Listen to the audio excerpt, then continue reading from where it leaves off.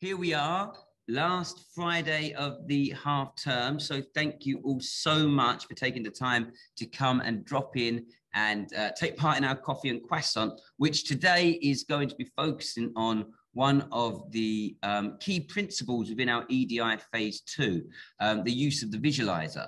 And as you know, we have put quite a lot of investment into ensuring that every teaching room has a mini desk and a visualizer, and also we put quite a lot of money into flipping everyone's desks and converting the classroom so that when you're using the visualizer, you've got eyes on the kids, and you don't have to slouch, and you can be up straight and presenting and modeling and correcting misconceptions. So what we wanted to do was bring in an expert from the maths department who uses the visualizer very, very frequently to come in and give you some tips on good practice and the best way that you can embed the use of your visualizer into your lessons. So I hope you find the session useful, and I'm going to introduce Louise St Pierre. Thank you, Scott. For a second, I thought you'd forgot my surname. Okay, so today we're going to be looking at phase 2 featuring the visualizer. And obviously with our phase 2 is modelling, and the visualizer is one way that you can do it. For me personally, I find it the most effective way. Now, when I started at Cumberland, we did have visualizers, not as good quality as we had now. And I wasn't convinced. It took me over a year to try one. And once I tried it to review as an exam paper, I actually haven't gone back since. So before we look at the visualizer specifically, I thought we'd just look at why do we model.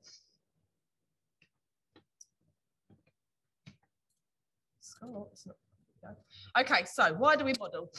Closing the knowledge doing gap. So what that means is the students might know exactly what they need to do, but actually how to do those things will be entirely different.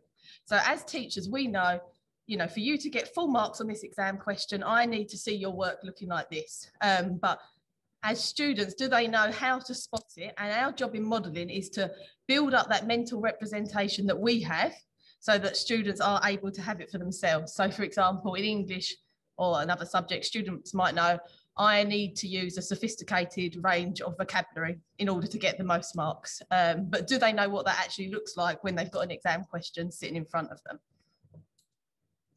So the 4 components of modelling. So the goal statements, so what are you modelling and why? So this will be when we introduce, we're looking at KO8, we're focusing on transformations exam questions, and the students can understand that this is what the exam question is going to look like.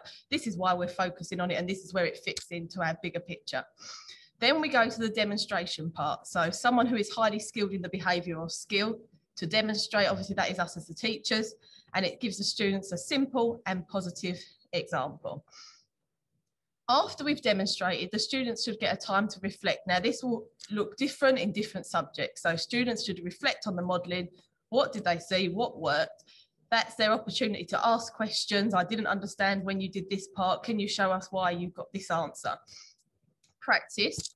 Then students should immediately get to try the skill or task being learned while receiving feedback. And that is the you do part of I do, we do, you do. Obviously, once you've modelled, the students then need the opportunity to put the skills in practice for themselves.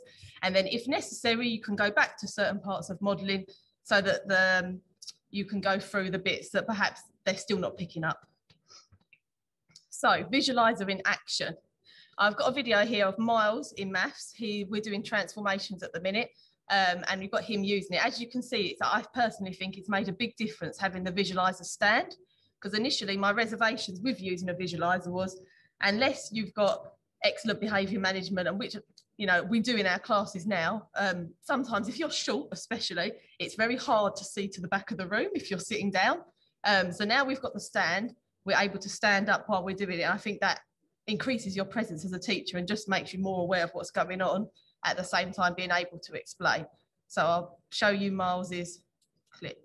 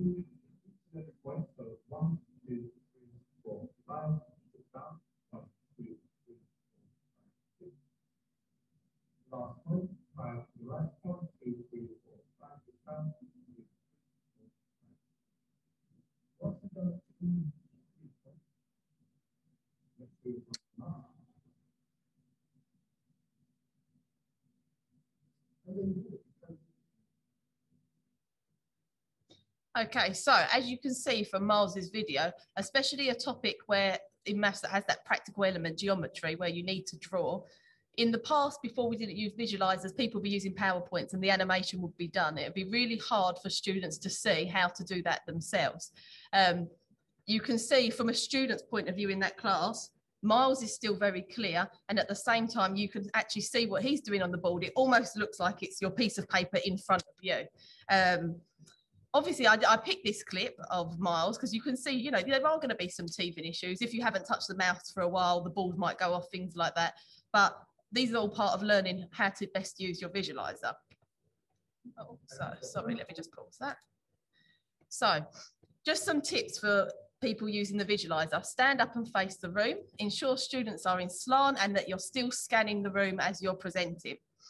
As you can see, Miles did. Make sure you've got your template printed out that you're going to use for the questions. It will make it quicker, and then students will have the relevant information that they need to be able to do the question. Don't forget your performance. Obviously, you can see Miles is a really strong performer and he's very engaging. When he's talking, you can see his hand gestures. He was showing students if we're moving in the Y direction, we're moving up, we're moving down, and it's really engaging for the students in his class. So, practical strategies.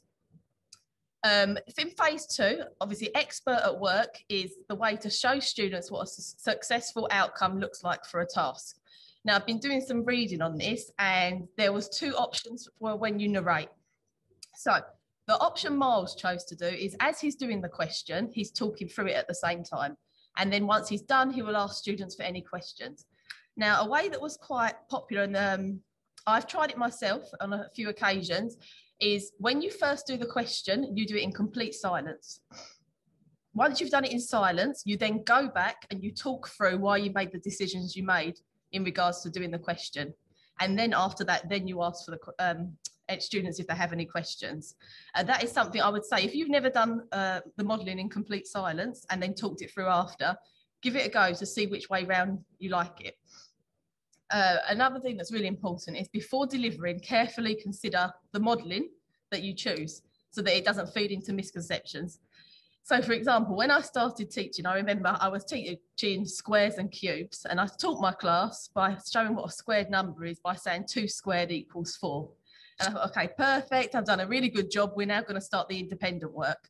Well, as soon as 2 cubed come up, every student is writing 6, because this example here on the slide, students assume that 2 squared means you do the number at the bottom times by the power at the top. And that's not what it actually means. It means 2 squared means 2 times 2. If I had picked to show them with this example 2 cubed, students would have understood that it means 2 times 2 times 2, which gives you 8. And obviously that's something that you learn with time. And that's where the importance of planning with others, team teaching and all those other strategies come in. So you pick up these things along your way, because you really don't want to be feeding misconceptions when you're doing your modelling, because you're then in your phase 3 have to be undoing those misconceptions. So key takeaways. So if you haven't already, you're not a visualizer convert yet, plan to use your visualizer for a phase 2 after the half term. If you already are a visualizer user, try both types of narration. So type 1, when you talk through as you're doing it, and then you ask the questions after. Type 2, you do it in complete silence, then you talk through your thought process, and then you ask for questions after that. I'd be really interested to know which you prefer and see if there's any trends amongst subjects to see what people's preference is. Third key takeaway, carefully choose the examples that you're going to model. It needs to prepare students for the independent work and not feed misconceptions. Because we've all been there where we've delivered something and we thought to ourselves, right, we're ready to start the work. We get to the questions and we realise a lot of the students are making the same mistake. And that is because in the modelling, we chose something that either fed into it, or when we chose our questions, we didn't consider that we hadn't really covered that in our modelling. So then that comes into making sure we really carefully choose the practice that we get our students to do after we've done our modelling. And my just final message for everyone is make sure you have a great half term when it comes.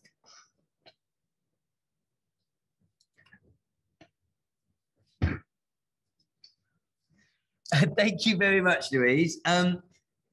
Listen, there were some great messages going out there. for me, the biggest message is that we have put visualizers into people's rooms and we want you to try them. Now, like Louise said, some people out there are visualizer converts. They know the power of the visualizer. They use them a lot, but a lot of us aren't. And if you are not, honestly, it is one of those things where you will try it and you will wonder how you ever lived without it. If you just look at the example that Louise used with Kevin there, if you could think how much more difficult that modeling would have been for Kevin if he didn't have a visualizer there, and the amount of repetition he would have to do during his phase 3 as he went around the class explaining those misconceptions again. Whereas with the visualizer, especially in lessons actually where they're using the booklets, because you've got those worked models in the booklets that you can then go through with the entire class. And so it saves him masses of time. And I really can't highlight enough how productive, how much more it maximizes your classroom time if you're using the visualizer. So really, really get out there and try it. The other thing I would say is it really heightens the power of modeling pupils' work. So when you see a real high band answer in a piece of extended writing, for example, and you share that with the class on the visualizer, that is a really powerful tool because it makes the pupils think, I can achieve that. Someone else in this class has been through the same process as me and they have achieved it. You then give them a constructed answer of how they can achieve that idea by using the visualizer, and they can go away and do that. So listen, visualizers are a big part of us, our EDI framework moving forward, in our phase 2 and our phase 3, and even in our phase 4 as part of the plenary to evidence people moving up in a KO judgment. So really, really, you've got the visualizer desk there. Get it set to your height, so you're comfortable, you feel very comfortable using it, and then give it a go. Thank you, Louise. Great session there. Thank you to the 20 people that have showed up to the session on the last day of half term. Listen, I can only echo what Louisa says. Have a great half term, everyone, and get out there and start trying to use the visualizer. Have a lovely day. Bye-bye.